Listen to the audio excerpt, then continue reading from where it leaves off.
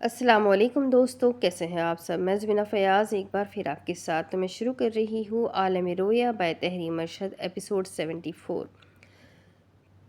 شروع کرنے سے پہلے ہمیشہ کی طرح کہوں گی کہ اگر آپ میرے چینل پر نئے ہیں یا اب تک چینل کو سبسکرائب نہیں کیا ہے تو پلیز چینل کو سبسکرائب کر لیں، بیل آئیکن کو ضرور دبا دیں اور اپنے کانٹیکٹس میں اس ناول کو شیئر ضرور کریں۔ ناول بہت پیارا ہے، بہت بڑا ہے نو ڈاؤٹ، پر بہت ہی خوبصورت لکھا ہے، بہت ساری نالج اس کے ساتھ، تو آپ کو اسے شیئر ضرور کرنا چاہیے اور ساتھ ہی کمنٹ کر کے مجھے ضرور بتائیے گا کہ آپ کی اس ناول کے بارے میں کیا رائے ہے، آپ کو یہ ناول کیسا لگ رہا ہے۔ اب تک کا میرے چینل پر یہ سب سے بڑا ناول ہے، تو چلیں جلدی سے اسے شروع کرتے ہیں۔ وہ اپنی موکلہ سے ملاقات کرنے آیا تھا۔ اس نے ایک گہری سانس لی اور اس کے اور اپنے درمیان خاموشی توڑی۔ تم اسے مارنا چاہتی تھی؟ ہاں۔ وہ تمہیں طلاق دینے والا تھا؟ ہاں۔ تم نے اسے جھوٹ کہا کہ تم حاملہ ہو؟ ہاں۔ پھر تم وکیل سے خلا کا مشورہ کرنے گئی اور آتے ہوئے بازار؟ ہاں۔ تمہیں اپنے شوہر سے محبت تھی؟ ہاں۔ وہ یہ کہتے کہتے چونکی۔ شاز نے ہاتھ میں پکڑی ہوئی فائل بند کی۔ اس نے اس عورت کو دیکھا۔ وشما، کیا آپ نے واقعی اپنے شوہر کو قتل کیا ہے؟ کون یقین کرے گا میرا؟ اس کی آواز بھر آئی۔ میں واقعی اس سے خلا لینا چاہتی تھی کیونکہ اسے لگتا تھا میری نظر اس کے پیسوں پر ہے۔ وہ ان دنوں بے روزگار تھا اور یہ سمجھتا تھا کہ میں اسے چھوڑ دوں گی۔ تناؤ کے سبب وہ مجھ پر شک کرتا تھا۔ اسے اپنی دوسری بیوی کی بھی فکر تھی۔ میں اپنا جرم قبول کرنا چاہتی تھی، مگر میرے بھائی نے تمہارا نام لیا اور مجھے یقین دلایا کہ تم مجھے بچا لو گے۔ اس نے جذبات میں میری خادمہ کو بھی اغوا کر لیا۔ یقین کرو میں اسے مارنا چاہتی تھی، مگر میں نے اسے نہیں مارا۔ آنکھوں سے آنسو ٹوٹنے لگے۔ اسے مارا گیا ہے، اسے بے ہوش کیا گیا ہے، وہ گاڑی میں سویا نہیں تھا۔ آپ کو مجھے اطمینان میں لینا چاہیے تھا، میں آپ کا وکیل ہوں۔ مگر اس نے اطمینان سے اسے ہاتھ دکھایا۔ میں کہہ رہا ہوں نا، اور اس نے سر ہلا دیا۔ ٹھیک ہے۔ وہ اچانک پوچھنے لگی، تم کس چیز کا انتظار کر رہے ہو؟ اس نے ایک گہری سانس لی اور کہنے لگا، مجھے سب سے پہلے اس وکیل سے سیٹلمنٹ کرنی ہوگی۔ وہ ٹھہرا اور پھر اس سے پوچھنے لگا، اگر آپ اسے چھوڑنا چاہتی تھی تو آپ نے اسے پہلے کیوں نہیں چھوڑ دیا؟ جب آپ کو شک تھا اس کی دوسری بیوی سے اس کے تعلقات سنگین ہے تو پھر آپ نے اسے کیوں نہیں چھوڑا؟ وہ کلفت سے مسکرائی۔ کیا کسی کو چھوڑنا اتنا آسان ہوتا ہے؟ اس نے سوچتے ہوئے ہوا میں ہاتھ ہلایا۔ تو پھر آپ نے یہ فیصلہ کیوں کیا؟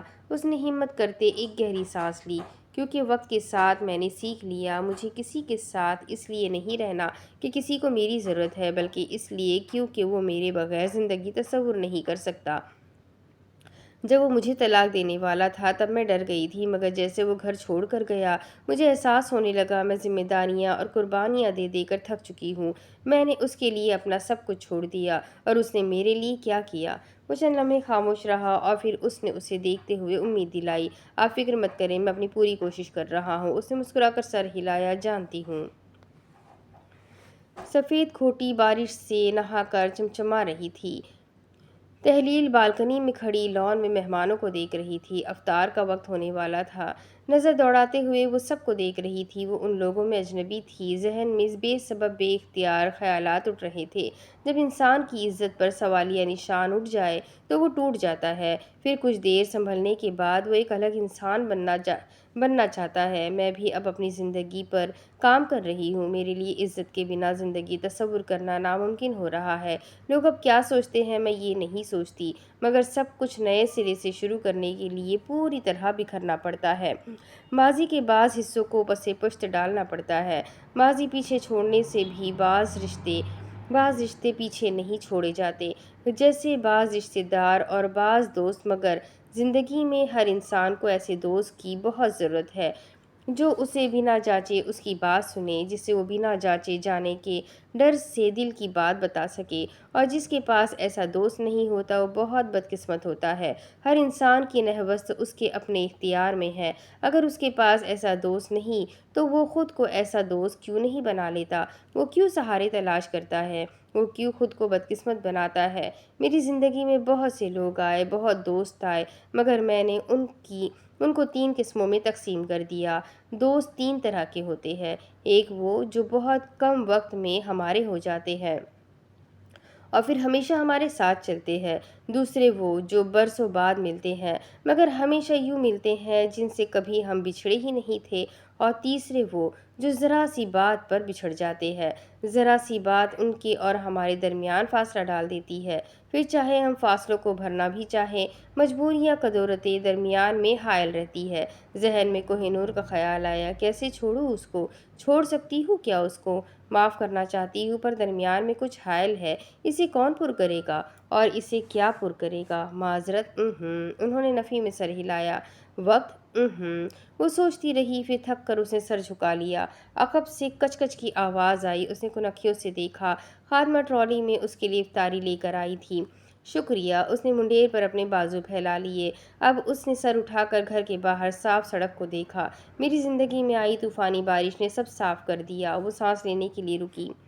اب اس میں سب کچھ نیا ہے، میرے پاس برا تجربہ ہے، اس کو میں نئے دوست بنانے میں استعمال کروں گی۔ میرے پاس ہنر نہیں ہے، میں اپنے برے تجربے کو اپنا ہنر بناؤں گی۔ میں خود کو ایک بہتر انسان بناؤں گی، اتنا بہتر جسے میرے ماضی کے کردار سے کوئی نہ جا سکے۔ لبوں پر ایک مسکراہٹ در آئی۔ وہ گھوم کر کرسی کی جانب آنے لگی۔ یادوں اور اپنوں کو چھوڑ کر آگے نکلنا بہت مشکل ہے، مگر بعض دفعہ اپنے سکون کے لیے ہمیں سب چھوڑنا پڑتا ہے، اور اس چیز کو جو ہمارے لیے ہماری دماغی اور جذباتی صحت کے لیے مہلک ہے۔ اگر میں نے اپنے لیے، اپنی صحت کے لیے ماضی اور اپنوں کو پیچھے چھوڑ دیا تو مجھے اس کا کوئی دکھ نہیں۔ جو میرے مخلص ہوں گے وہ مجھے برسوں بعد بھی ویسے ہی ملیں گے جیسے کل ملا کرتے تھے۔ میں اب لین دین کی روایات سے جان چھڑانا چاہتی ہوں۔ میں غیر مشروط محبت کرنے والے لوگوں کا ساتھ چاہتی ہوں۔ میں خود غرض بن رہی ہوں، مگر خود سے محبت کرنا خود غرضی نہیں۔ ہمیں خود سے اتنی محبت کرنی چاہیے کہ ذرا سی بھی ٹھیس پر ہم اسے پہچان سکیں۔ مجھے اسٹوئک نہیں بننا۔ اگر میں نے سب کو کھو کر اپنی ذات کو سمجھ لیا تو میں نے کچھ نہیں کھویا۔ ابھی میرا سفر محبت نہیں، ابھی میرا سفر میرا ہے۔ شاید یہ موسم مجھے میرا اپنا مسیحا بنانے آیا ہے، شاید یہ موسم خود کو سنوارنے کا ہے، شاید یہ موسم ساری محبت خود کو دینے کا ہے، شاید یہ موسم کسی پر انحصار کرنے کا نہیں ہے، شاید یہ موسم اپنے ماضی کے لیے خود کو معاف کرنے کا ہے۔ اللہ اکبر، اللہ اکبر، چاروں اطراف سے اذانوں کی آواز گونجنے لگی تھی۔ اس نے جھک کر پلیٹ میں ڈھانپی ہوئی کھجور نکالی اور مسکراتے ہوئے اسے کھولنے لگی۔ وہ ایک ایسے سفر پر نکل پڑی تھی جہاں صرف وہ اور اس کا ماضی تھا، اور اسے اپنے ماضی کو زج کر کے بازی لینی تھی۔ اس کی کہانی میں اس کا حریف ماضی تھا، اور ایک انسان کے لیے سب سے اذیت ناک جنگ اپنے ماضی سے ہوتی ہے۔ افطار کا وقت تھا۔ سربراہی کرسی پر بخت روا بیٹھے تھے، ان کے برابر پر بانو نسرین، میز پر بٹ خاندان موجود تھا۔ حاجہ نے ان کی افطاری کی تھی۔ بخت روا شاہ سے کہہ رہے تھے، عید کے بعد کہہ رہے تھے جلسہ رکھیں گے۔ حاجرہ چمچ منہ تک لے جاتے رکی اور بڑبڑائی، جو الیکشن ہارتا ہے اسے یہی لگتا ہے جیتنے والی پارٹی نااہل ہے اور اس کے ساتھ ناانصافی ہوئی ہے۔ حاجہ سلیمان کی جانب متوجہ ہوئی۔ چھوٹے شرلوگ، اس نے سر اٹھا کر دیکھا۔ پڑھائی کیسی جا رہی ہے؟ اس نے بیزاری سے دیدے گھما کر ایک نظر عبدالتواب کو دیکھا اور پھر شاز کو۔ تمہیں دل لگا کر پڑھائی کرنی ہے، میں تمہیں مستقبل میں ایک بیوروکراٹ دیکھنا چاہتی ہوں۔ یار باجو، وہ چڑ گیا۔ حاجہ سادگی سے اسے دیکھ رہی تھی۔ اس نے آنکھیں میچ کر کھولی۔ تم کیوں چاہتی ہو میں سرکاری ملازم بنوں؟ بانو نسرین نے لوبیا چنے اپنی کٹوری میں نکالتے ہوئے مسکراہٹ دبائی۔ حاجہ کہنے لگی، جب تم سرکاری ملازم بن جاؤ گے تو تم وزراء کے ساتھ کام کرو گے، تمہاری ان پر نظر ہوگی، تمہیں ان کی حرکات و سکنات کے متعلق علم ہوگا۔ سلیمان نے ناسمجھی سے پوچھا، تو اس سے کیا ہوگا؟ اس نے معصومی سے شاز کی جانب دیکھا اور اس نے پلیٹ کی جانب سر جھکایا۔ فاکسی، حاجہ نے اس کا بازو تھام لیا۔ تمہارے پاس ان کے راز ہوں گے۔ مگر سلیمان کو اس سب میں کوئی دلچسپی نہیں تھی، اور تصور کرو جب تمہارے سب حاجرہ کو پوری توجہ سے دیکھ رہے تھے۔ بڑے بڑے کنیکشنز ہوں گے۔ سلیمان نے سر کھجایا۔ کیا مجھے سول امتحان پاس کر کے ہی یہ سب کرنا ہوگا؟ وہ خفا ہوئی۔ خالہ جی کا گھر سمجھا ہے کیا؟ سلیمان نے چمچ چھوڑ دی۔ اتنا پڑھنا پڑتا ہے باجو، اور کنیکشنز تو تمہارے بھی ہے، میں وکیل بن کر بھی کنیکشن بنا سکتا ہوں۔ جو بات حکومتی سطح پر سرکاری ملازم کے کنیکشن کی ہوتی ہے وہ میں بھی نہیں بنا سکتی۔ دیکھنا تم اتنے قابل بن جاؤ گے کہ تم اسمبلیوں میں بولنے والے سیاستدانوں کو گائیڈ کر سکو گے۔ کیا یہ ایک ہنر نہیں؟ کیا یہ قابلیت نہیں؟ اس لیے تمہیں خوب دل لگا کر پڑھنا پڑے گا۔ سلیمان اور حاجرہ کی بحث جاری تھی۔ میں سیاستدان بنوں گا، اس نے کوہنیاں میز سے لگا لی۔ حاجرہ نے میز بجائی۔ نہیں، تم سول آفیسر بنو گے۔ سلیمان نے غصے سے آنکھیں پھیلائی۔ مجھے عوام الیکٹ کرے گی۔ الفت کو ہنسی آنے لگی۔ حاجرہ نے بھی آنکھیں پھیلا لی۔ یہاں پارلیمانی نظام ہے، صدارتی نہیں، جو عوام تمہیں براہ راست الیکٹ کرے گی۔ سلیمان نے میز بجائی۔ ایک ہی بات ہے، ایک بات نہیں ہے۔ شاز نے میز کے نیچے حاجرہ کا پیر دھیرے سے ہلایا، اشارہ تھا بچے کے ساتھ بچکانہ مت بنو۔ پر تایا زاد اور چچا زاد بہن بھائی کی تکرار جاری تھی، اور اس میں شاز کی صورتحال ویسی ہی تھی جو ایک سیکنڈ کزن کی ہوا کرتی تھی۔ صدارتی نظام کا مترادف جمہوری مارشل لاء ہے۔ سلیمان کا چہرہ سرخ ہونے لگا۔ پارلیمانی نظام کا مترادف گنڈا گردی اور وزیر اعظم کو بلیک میل ہے۔ حاجرہ ناراضی سے بولی۔ سلیمان جواباً وہ بھی اسی کے انداز میں بولا، باجو۔ اور شاز نے اف کرتے آنکھیں پھیلا کر گھمائی۔ بختروا نے پانی کا گھونٹ لے کر کہا، حاجرہ۔ اس نے سنجیدگی سے سب کو دیکھا، پھر کہنے لگی، اس کو احساس ہونا چاہیے بڑی بہن کچھ کہہ رہی ہے تو یہ اسے خاموشی سے مانے۔ سلیمان نے ہوا میں ہاتھ ہلائے اور زمانے گئے۔ حاجرہ نے سلیمان کو گھورا۔ سلیمان، تم سرکاری ملازم ہی بنو گے، بات ختم۔ بختروا سر جھٹ کے ہنس پڑے۔ عمر دیکھو، اس کی ماں بننے کی عمر میں بچی بن کر بچے سے بحث کر رہی ہے۔ میں نہیں بنوں گا۔ شاز نے تلے ہوئے آلو کا پکوڑا پلیٹ سے اٹھایا اور منہ میں دبایا۔ چہرہ سنجیدہ اور شفاف تھا۔ وہ سوچ رہا تھا، اس صورتحال دیکھ کر مجھے نہیں لگتا مجھے اولاد کی کوئی کمی ہے۔ وہ ٹھہرا۔ رجب، تحلیل، عبدالتواب، سلیمان اور سب سے زیادہ نگاہ حاجرہ پر گئی۔ حاجرہ، نظریں جھک گئی۔ مسجد میں مرد حضرات وضو کر رہے تھے۔ نل سے پانی گر رہا تھا۔ شاز نے وضو کر کے نل بند کیا۔ پانی کی بوندیں چہرے سے گر رہی تھی۔ وہ مسجد کی جانب جا رہا تھا، تبھی کھوجی اس کے ساتھ چلنے لگا۔ وہ اکثر آؤٹ آف ٹاؤن جاتا ہے۔ اور ایک بات، اس نے آستینیں نیچے کی، اس کی بیوی کا میکہ لندن میں ہے۔ وہ آتی جاتی رہتی ہے۔ جب وہ باہر کے لیے جاتی ہے یہ بھی نکل جاتا ہے۔ میں نے تاریخیں میچ کی ہے، کہیں اس نے دوسری شادی تو نہیں کی۔ اس نے قیاس کیا، پتہ کرو کدھر گیا ہے۔ یہ کہہ کر وہ اندر مسجد میں داخل ہو گیا۔ کمرہ عدالت میں استغاثہ کی جانب سے ایکسپرٹ وٹنس کو بلایا گیا تھا۔ زہرا کٹہرے میں کھڑے گواہ سے تعارف کے بعد سوالات کا آغاز کر چکی تھی۔ یعنی آپ کہنا چاہتے ہیں اس ڈرگ کا اس صورتحال سے کوئی تعلق نہیں؟ شاز اسے دیکھ رہا تھا۔ کیا پیروکسیٹائن سے غشی کا ری ایکشن ہو سکتا ہے؟ انہوں نے نفی میں سر ہلایا۔ نہیں، غشی کا اس سے کوئی تعلق نہیں۔ ہاں، البتہ یہ نیند ضرور کم کر دیتا ہے۔ شاز کی جرح کی باری تھی۔ حاجرہ دھیرے سے کمرہ عدالت میں چلی آئی اور باجوہ صاحب کے ساتھ بیٹھنے لگی۔ وشما کی لرزتی نگاہیں شاز پر تھی۔ اس کے ہاتھ میں کاغذات تھے۔ اس نے جرح کرنی شروع کی۔ کتنے کیسز میں آپ نے بحیثیت ایکسپرٹ گواہی دی ہے؟ زہرا اٹھ کھڑی ہوئی۔ آئی آبجیکٹ یور آنر۔ وہ ٹھہری۔ شاز نے اسے دیکھا۔ ڈیفنس کونسل گواہ کی حد تک عزت کرنا چاہ رہے ہیں۔ سسٹینڈ۔ زہرا کے سینئر کہتے تھے، جرح میں وہ سوال یا ٹاپک جس کا آپ کو معلوم نہ ہو جو جوا ہوتا ہے۔ کسی بھی موضوع پر جرح کرنے سے پہلے اسے کم از کم 99% آنا چاہیے۔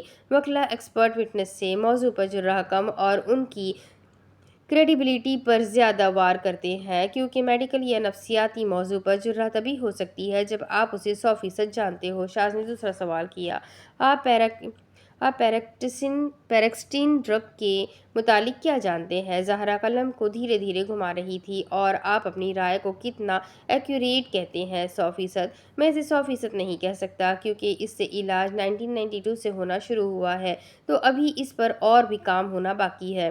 میں صرف پیشنٹ سے جڑے حقائق آپ کے آگے رکھ رہا ہوں۔ آپ نے اس ڈرگ سے کتنے مریض کو جانچا ہے؟ وہ خاموش ہو گئے، پھر لمحے بعد انہوں نے کہا، 6۔ اس نے ہاتھ میں پکڑے ہوئے کاغذات اٹھائے۔ میں نے اس ڈرگ سے جڑی پچھلے سال کی ایک امریکی رپورٹ پڑھی ہے۔ وہ اس کے پروفیسر کا تعارف دینے لگا۔ اس نے وہ رپورٹ انہیں دکھائی۔ زہرا بغور اسے دیکھ رہی تھی۔ مغرب اس زمانے میں نفسیات کے مقابلے مشرق سے کافی آگے تھا۔ اس میں لکھا ہے، تناؤ کے مریض کو پیروکسیٹائن سے डिजीनेस होती है। वो कॉपीज़ वो कॉपीज़ जज साहब और ज़हरा को दे चुका था। आपकी क्या राय है? ज़हरा तेज़ी से चढ़ पड़ने लगी। थकान, जंबाई, सुस्ती, डिजीनेस, ड्रोसिनेस इसकी सबसे आम अलामात है। जी, ऐसा चंद केसेस में हो जाता है, पर ये रेयर है। ज़हरा कागज़ कतर कतर कर उसकी गोलियां बनाकर मेज़ पर फेंक रही थी। जुर्रा करके वो बैठा। उसने उसे देखा। वो गाड़ी का हीटर भी ऑन कर सकता था, लेकिन उसने फ़ैन ऑन किया। शाज़ एक ड्रग को इस्तेमाल करेगा और मरहूम को खपतिया नशे में दिखाएगा। वो ये सोचते हुए इसने विटनेस लिस्ट पर पेंसिल से डॉक्टर साहब के नाम पर क्रॉस बना दिया। समात का वक्त खत्म हुआ। जज साहब उठकर जाने लगे। ज़हरा ने तंदखू नज़रों से शाज़ को देखा और उसकी जानिब चली आई। हाजरा बेंच से उसे देखते हुए उठी। ज़हरा उसके रूबरू चली आई। शाज़ कागजात और कलम समेटने लगा। तुम्हें इस तरह धोखा देकर मुकदमा जीतना है? मुझे पता था। अब्दुल रफ़ीक ने तुम्हारे कहने पर मुझे इस ड्रग के मुतालिक बताया था। शाज़ ने उसे बेतासुर निगाहों से देखा। तुमने बड़ा एतबार कर लिया। ये कमरा अदालत है, कोई प्ले रूम नहीं। यहाँ ये सब होता है। हील की टक-टक की आवाज़ से सुनाई दी तो उसने सर उठाकर हाजरा की जानिब देखा। ज़हरा कन आँखों से उसे देखते हुए खामोश हो गई। हाजरा ने ज़हरा को देखा और मुस्कुराकर कहा, गुड वर्क प्रोसिक्यूटर ज़हरा। वो ज़हरा को देख रही थी। पाकिस्तान में इस वक्त प्रोसिक्यूशन ट्रेनिंग का कोई तसव्वुर नहीं है, लेकिन इसके बावजूद आपका केस प्रोसिक्यूट करने का अंदाज उम्दा है। सियाह मोसियाम नैनी साफ रंगत और उसकी जिल्द में एक चमक थी। उसे देखते हुए हाजा के जहन में जो लफ्ज़ आया था वो था डीवी आइड। वो मासूम सूरत थी। ज़हरा भी बगौर उसे ऊपर से नीचे तक देखने लगी। गोरा रंग, भूरे शहद बाल, हल्के बालों वाली हल्की भूरी भवें, अलमास साख्त आंखें और गोल चेहरा। शाज़ उनकी जानिब मुतवज्जा हुआ और हाजरा की जानिब आया। उसने ज़हरा को देखा। मैं बड़ी मछली पकड़ने में तुम्हारी मदद करूंगा। उसने बेतासुर चेहरे से उसे देखा और कोर्ट रूम से बाहर निकलने लगा। वो गुस्से से बाहर चली आई। कोर्ट हाउस से वो निकलने लगी। उसे बराबर में चलता अब्दुल रफ़ीक उसे दिखाई दिया। उसने गैज़ से उसे देखा। तुमने जानबूझकर मुझे वो मालूमात दी थी। वो उसके साथ चल रहा था। मैंने जो बताया सच बताया था और तुमने भी तहकीक करके ही उस पर यकीन किया था। दरअसल उसने हाथ उठाकर भौं खुजाया। बस तुम्हारे चांसेस कम थे। उसे गुस्सा चढ़ा मगर वो जब्त करने लगी। अभी चंद कदम आगे बढ़ी तो कोर्ट से बाहर निकलते उसने उस पर पुरकशिश दराज कद जोड़े को देखा। जैसे वो गेट अबूर करके बाहर निकले, शाज़ ने हाजरा का हाथ थाम लिया था। जब मैं इन्हें देखती हूँ मेरे जहन में एक लफ्ज़ आता है, बेड एस। अब्दुल रफ़ीक ने उसकी निगाहों का ताक़ुब किया। अब्दुल रफ़ीक तुम्हें नहीं लगता? ज़हरा ने उससे पूछा। ये ज़रूरत से ज़्यादा रोमानवी जोड़ा है। उसने सादगी से नफ़ी में सर हिलाया। बिल्कुल नहीं। गौर करो, ये तुम नहीं, तुम्हारी हसद बोल रही है। और है भी तो क्या हो गया है? इनके लिए ये माह अरोसी का ज़माना है। वो दूर से शाज़ की निगाहों का जायज़ा ले रही थी। ये दोनों लड़ते नहीं हैं, अब्दुल रफ़ीक उसे बताने लगा। ये दोनों बहुत ठंडी तबीयत के हामिल है, जल्दी गुस्सा नहीं करते। इनकी लड़ाई नहीं होती, बहस होती है, मगर मैंने इन्हें लड़ते हुए कभी नहीं देखा। वो उसे देखते ज़ेरे लब बड़बड़ाई। इसकी नज़र सिर्फ एक औरत पर होती है। अब्दुल रफ़ीक ने सुनने की कोशिश की। क्या? His eyes are for only his lady. वो आदमी एक औरत पर नजर रखने का पाबंद था। ज़हरा को हाजरा को देख देख कर हसद हो रही थी। वो बहुत प्यारी थी और वो तब और भी ज़्यादा प्यारी लगती थी जब वो उसे देखा करता था और सिर्फ उसे देखता था। उसने गला खंकारा। ज़हरा ने उसे देखा। वो उसे यहाँ तक लाई है, वो इसकी मुस्तहिक है। सही कह रहे हो। उसने अपने कागजात का भारी भरकम थैला उसे थमाया। वो एकदम उसे पकड़कर चौंका। गाड़ी तक लेकर चलो। उसने सर्दी की शिद्दत महसूस करते हुए सीने से बाजू लपेट लिए। यही इसे यहाँ तक लाई है। उसने उन दोनों को गाड़ी में बैठे हुए देखा था। शाज़ गाड़ी स्टार्ट कर रहा था। ज़हरा तेज़ी से चलती जा रही थी। अब्दुल रफ़ीक उसका ताक़ुब करते हुए कहने लगा, बीवी, मैं भी रोज़े से हूँ। तुम्हें इसकी बीवी कैसी लगती है? शाज़ गाड़ी घुमाकर लेकर जा रहा था। ज़हरा उसे हुनूस देख रही थी। लंडे की इंग्लिस्तानी गुड़िया? उसने महफूज होते पूछा था। ज़हरा, वो संजीदा हो गया। क्या ये तुम हो? क्या वाकई तुम ऐसी बातें कर रही हो? उसने बात बदली। वो जैसी भी है उसकी बीवी है। वो इन हालात में उसके साथ खड़ी है। आज वो इज्जत से काम कर रहा है। इसमें उसकी बीवी का हाथ है और मुझे नहीं लगता वो तुम्हारे इन ख्यालात को मखौल तस्वुर करेगा। उसने चाबी लगाकर गाड़ी का दरवाज़ा खोला। हाँ, पता है। उसके लिए तो उसकी बीवी विक्टोरियन پارلیسین گڑیا ہے۔ عبدالرفیق نے دوسرا دروازہ کھول کر اس کے کاغذات رکھے۔ بالکل ایسا ہی ہے۔ وہ سیدھا اٹھ کھڑا ہوا۔ میں SHO بننے کے بعد آج بھی تمہارا غلام ہی ہوں۔ وہ گاڑی میں بیٹھنے لگی۔ کیونکہ تم SHO اپنی محنت سے نہیں، رشوت سے بنے ہو۔ اسے برا لگا تھا۔ عبدالرفیق اس کی جانب آیا اور اس نے غصے سے گاڑی کا دروازہ بند کر دیا۔ گاڑی سیدھی سڑک پر رواں تھی۔ حاجہ نے باہر دیکھتے ہوئے کہا، تمہیں اتنی جلدی گواہ پر گیو اپ نہیں کرنا چاہیے تھا، پر خیر ہمارا کام ہو گیا ہے۔ وہ ڈرائیو کرتے کہنے لگا، میں پہلے اس کی قابلیت پر وار کر کے اپنی تصویر جج صاحب کے سامنے خراب کر چکا ہوں۔ جرا اس لیے کی تاکہ استغاثہ کی سائٹ کو صحیح نہ سمجھا جائے۔ Thank God. حاجرہ نے تنزن دونوں ہاتھ اوپر اٹھائے۔ انداز برطانوی تھا۔ جرا وکیل کا حق ہے۔ جو اسے چھوڑتا ہے وہ اپنا حق چھوڑتا ہے۔ شاز نے اسے کنکھیوں سے دیکھا۔ حاجرہ کو کون سمجھاتا؟ وہ شروع سے ڈیفنس کرتی آ رہی تھی اور اپنا کیس جیتنے کے لیے ہر حربہ اپناتی تھی۔ وہ شاذ تھا، سیاہ تعلقات رکھتا تھا، پر اخلاقیات کو کبھی فراموش نہیں کیا کرتا تھا۔ اس نے لب کھولے، ایکسپرٹ وٹنس کو ڈیل کرنا بہت پیچیدہ ہے۔ وہ سیدھا دیکھنے لگی۔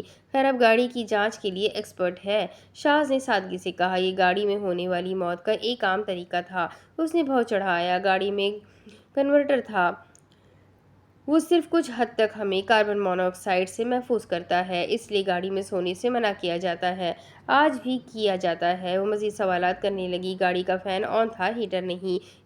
اس کی وجہ دماغی مسئلہ ہو سکتا ہے اور یہ بھی کلیئر ہو جائے گا۔ اس نے بیزاری سے دیدے گھمائے۔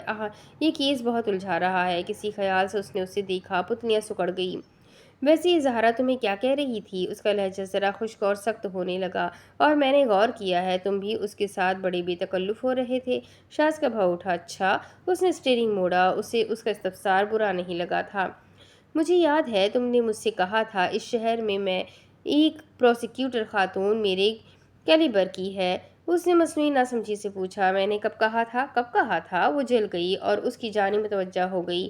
پچھلے سال نومبر کا آخری ہفتہ، دن وقت اور مقام بتاؤ؟ اس نے محفوظ ہوتے کہا۔ مجھے تو یاد نہیں۔ حاجہ نے سخت خفگی سے اس کے اچکتے کندھے دیکھے۔ شاز نے اب لہجے بھر کے لیے اسے دیکھا۔ تم اس سے جیلس ہو؟ وہ سیٹ سے ٹیک لگا کر طنزیہ ہنسی۔ جیلس؟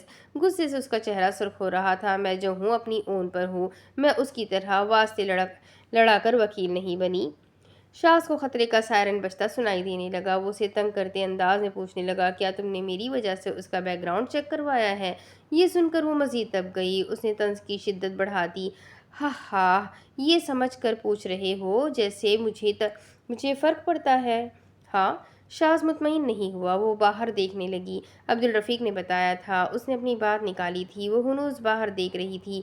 سگنل پر گاڑی رکی۔ شاز نے دائیں جانب موٹر سائیکل پر کم عمر منچلے کو دیکھا اور اسے دیکھتے ہوئے اسے بے اختیار اپنی جوانی کے دن یاد آئے۔ بھابھی چابی دے دے۔ وہ ہانی سے درخواست کر رہا تھا۔ وہ تھیٹر جا رہی ہے۔ روحان سا چہرہ اور لہجے میں منت۔ خدا کے لیے بھابھی، بٹوا خالی ہے، نہیں تو تانگے پر چلا جاتا۔ تنخواہ بھی نہیں آئی۔ وہ متانت سے کہنے لگی، دیکھو شاز، تمہارے بھائی ناراض ہوں گے۔ میں جلدی آ جاؤں گا نا بھابھی، دے دے مہربانی۔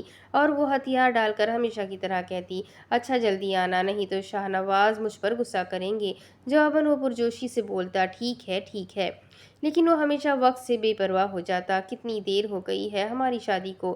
اس نے سن کر حاجرہ کو دیکھا اور سادگی سے بتایا، 2 ماہ ہوئے ہیں۔ 2 ماہ؟ اس نے تیوری چڑھا لی۔ تمہارے لیے ہماری پہلی شادی میٹر نہیں کرتی۔ وہ پھر سے اسے دیکھنے لگی۔ اس نے اسٹیئرنگ سے ہاتھ اٹھایا اور پھر سے اسے گرفت میں لیا۔ تم نے خود نکاح نامہ پھاڑا تھا نا؟ پھاڑا تھا کہ نہیں؟ وہ سوال پر سوال یہ جواب سن کر مشتعل ہو گئی۔ یہ میرے سوال کا جواب نہیں تھا اور تم میری اسٹیٹمنٹ کو رد کرنے کے لیے جرح کر رہے ہو۔ تم نے ابھی خود کہا تھا جرح وکیل کا حق ہے۔ وہ چڑ گئی۔ اس نے باہر کی جانب دیکھا۔ اب مجھے بتایا جائے گا، مجھے، بیرسٹر حاجرہ کو؟ میں بیرسٹر ہوں اور LLM ہوں، وہ چیختے ہوئے انداز میں بولی تھی۔ جواباً وہ کہنے لگا، مجھے کوئی فرق نہیں پڑتا، کیونکہ پاکستان میں وکیل سولسٹر اور بیرسٹر دونوں ہوتا ہے، اس لیے وہ ایڈوکیٹ ہوتا ہے۔ اس کے بعد وہ مزید کچھ نہیں بولی، لیکن کڑتی ضرور رہی تھی۔ میرے سامنے ایک کیس کیا لڑ لیا، اسے تو زبان ہی لگ گئی ہے۔ اب مجھے بتائے گا؟ مجھے दूसरी तरफ शेरख्वार बच्चे की किलकारियां सारे घर में गूंज रही थी। ओहो तलाल, तलाल उस बच्चे को बाहों में लिए टहला रहा था। यार ये कितना रोती है। पलंग पर मलिका बैठी हुई थी, रूबरू रज्जब बैठा था, उसके हाथों में सीनी थी। मलिका ने आंसुओं से उसे देखा और फिर सीनी में यखनी के कटोरे को। अम्मा नहीं है तो क्या हुआ? रज्जब ये कहते ज़रा मुस्कुराया था। तुम्हारे भाई तो है। मैंने भी बहना को देखना है। बाहर से दौड़ती हुई एनाहिता अंदर चली आई। मलिका ने आंसू पोंछते हुए उसे देखा। सलाहुद्दीन साहब उसका ताक़ुब करते अंदर आए। ऐना अम्मा को परेशान मत करो। मगर मलिका का उससे देखकर दिल भर आया। आने दे अब्बा, वो तलाल से चिमट कर कह रही थी। मामू मुझे भी बहना दिखाओ। उसने मुस्कुरा कर उसे देखा। अच्छा पहले बैठो बैठो दिखाता हूँ। रज्जब झट से बोला, यहाँ ना लाना। मलिका ने उसे घूर कर देखा। क्यों? उसने यखनी में चम्मच हिलाया तो धुआं निकला। तुम्हारे पीछे से घर में 1000 मरतबा पानी गिरा चुकी है। जितना भी बचाओ इख्तिताम में पानी गिरता है। उसे हंसी आई। सलाहुद्दीन साहब ने तलाल से नौमौलूद बच्ची को लिया और फिर उन्हें देखा। हाँ फिर नाम वगैरह सोचा है कि नहीं? रज्जब कहने लगा।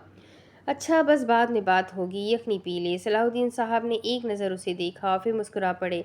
उन्हें उसके इस रद्द अमल पर फरीदा खानम याद आ रही थी। एनाहिता रोटते हुए बाजू सीने से लपेट कर खड़ी अपने नाना को देख रही थी। कोई उसकी जानिब तवज्जो नहीं कर रहा था और इस वक्त उसे उसके ख़ानदान में आए नए मेहमान से शदीद किस्म की हसद हो रही थी। मलिका ने यखनी का चम्मच लिया। सलाहुद्दीन साहब अचानक बोले, मलिका।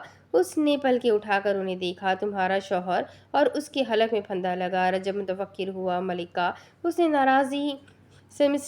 नाराज़ी सिमड़ कर सलाहुद्दीन साहब को देखा तो वो खामोश हो गए। वो अफसोस से उसे देख रहे थे, समझ सब रहे थे मगर कह कुछ नहीं सकते थे। औरत जब शौहर के साथ रहना चाहे तो उसकी 1000 बुराइयां जान कर भी अंधी बन जाती है और जब उसके साथ ना रहना चाहे तो उसकी अच्छाई में भी बुराई ढूंढ लेती है। मलिका भी अपने शौहर के जिक्र पर हेले बहाने करती है, ससुरालियों के जिक्र पर मुंह मोड़ लेती है या चुप साध लेती है। ना कोई गिला करती है ना रूठती है, और जो औरत ना रूठे ना ही गिला करे वो मर्द को दफन कर चुकी होती है।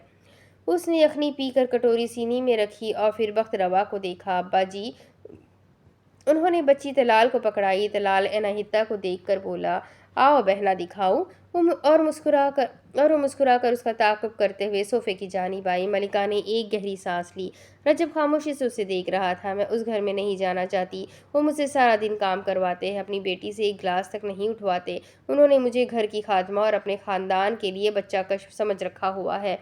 मेरी वहाँ कोई इज्जत नहीं है, इसलिए मुझे वहाँ नहीं जाना।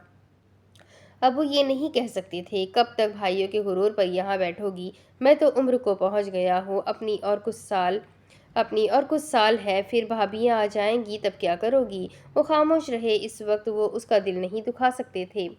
वो चाहते थे वो अपने ससुराल वापस जाए पर उसे मरता भी नहीं छोड़ सकते थे। एक तरफ लगते जिगर का दर्द था, दूसरी तरफ माशरा। बस इस कश्मकश में थे, क्या करे। मरकर ही ससुराल से निकलने वाली नसीहत पर उनका दिल राजी नहीं होता था। फिर बेटियों को देखते थे, बेटे कब तक संभालेंगे? कल को अपनी जिम्मेदारियां भी तो उनके सर पर पड़ेंगी, तब क्या करेंगे? कहीं और ब्याह दूं?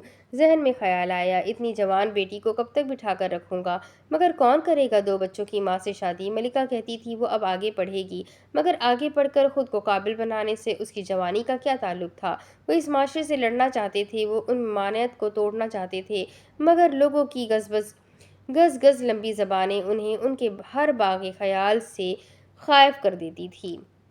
अब इसके आगे की कहानी मैं आपको अगले वीडियो में सुनाती हूँ कि आगे क्या होगा। ये जानने के लिए मेरे साथ बने रहे। वीडियो को लाइक करें, चैनल को सब्सक्राइब करें, बेल आइकन को जरूर दबाएं। नावल कैसा लग रहा है कमेंट करके ज़रूर बताएं। तो मिलते हैं अगले वीडियो में, तब तक के लिए अपना खूब सारा ख्याल रखें, मुझे भी दुआओं में याद रखें। अल्लाह हाफिज़।